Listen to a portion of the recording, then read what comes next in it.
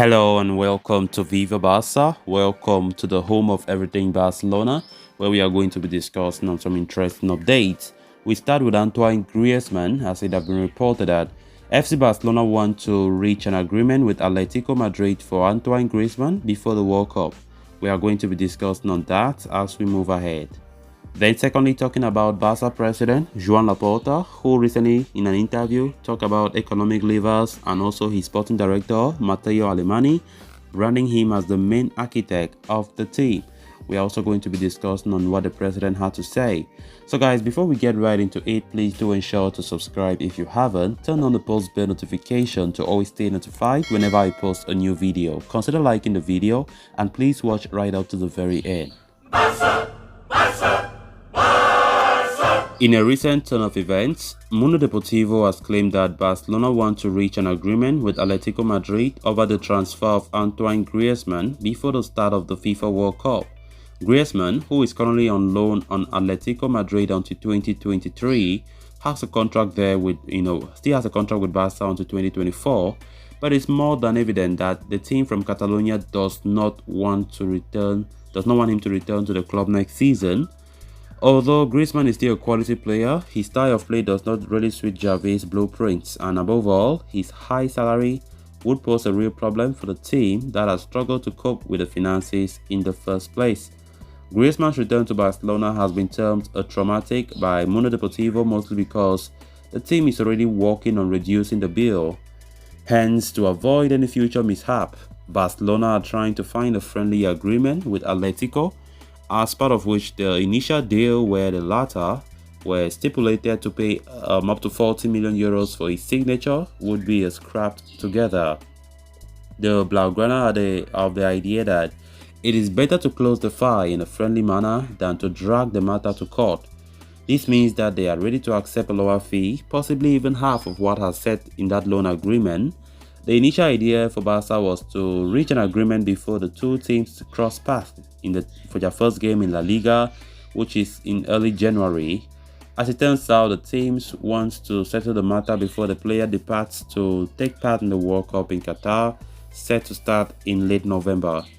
As far as Atletico Madrid are concerned, they understand perfectly well that the ball is pretty much in their court. They know for sure Barcelona are aware of how much they can shell out, around 20 million euros for the player. But for now, they are in no hurry to reach a resolution over that matter.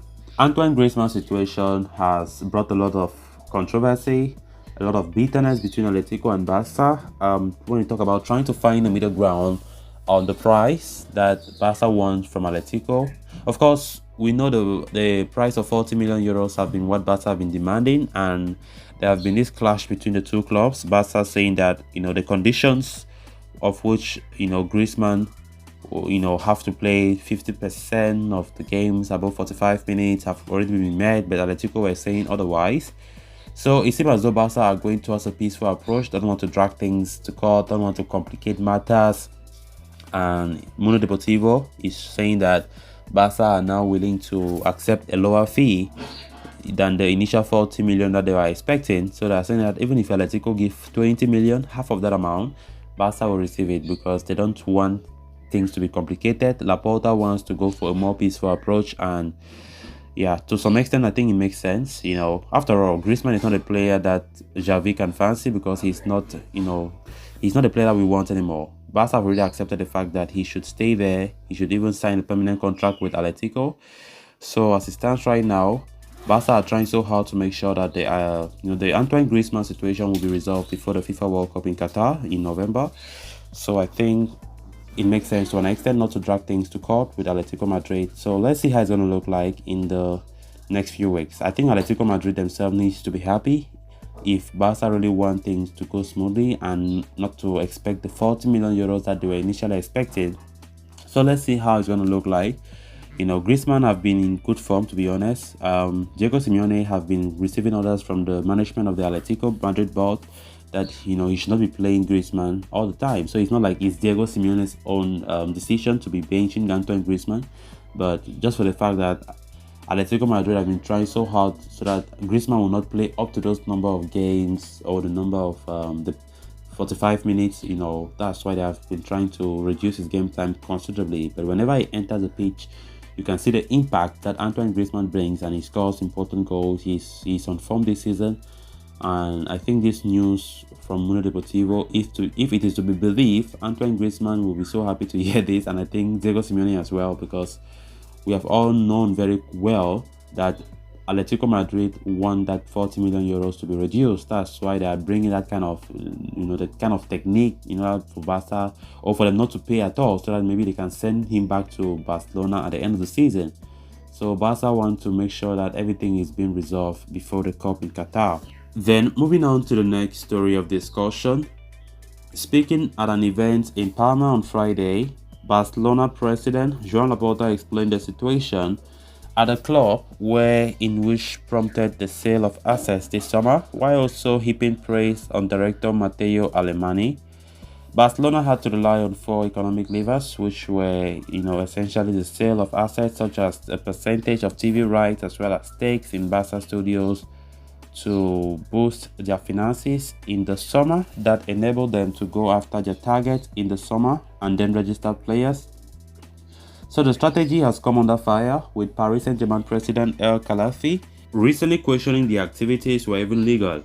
While the club's financial situation heading into the summer was no secret, Laporta has now shed more light on the circumstances that led to Barcelona activating the economic levers. He said, "Unfortunately, due to the state of the club we only had 2 options, either to do levers or start asking people for money. In a time of pandemic and economic difficulties, neither my board nor I wanted to ask for money," he said. However, he reassured fans that the club's future income will not be hurt from the sales, saying that assets have had to be sold to consolidate this recovery. "You can be calm because at a time of maximum difficulty, we have sold at a very good price and without excessively damaging our income statement for the coming years." Laporta also chose to, highlight the work done by director Matteo Alemany, who hails from the town of Adrax in the Mallorcan region ahead of Barcelona's clash against RCD Mallorca. He said, "Matteo Alemany has done an extraordinary job. He is the main architect of this team," Laporta said. Barcelona are currently second in La Liga table, just 2 points behind leaders Real Madrid. A win against Mallorca later today will take them to the top of the standings, at least until Sunday when Los Blancos play Osasuna. Great words there from President Joan Laporta. I think you have done a great job alongside the other management. Matteo Alemany most especially have been doing a magnificent job, and he have every right to be praised by the president. I think this board is a blessing.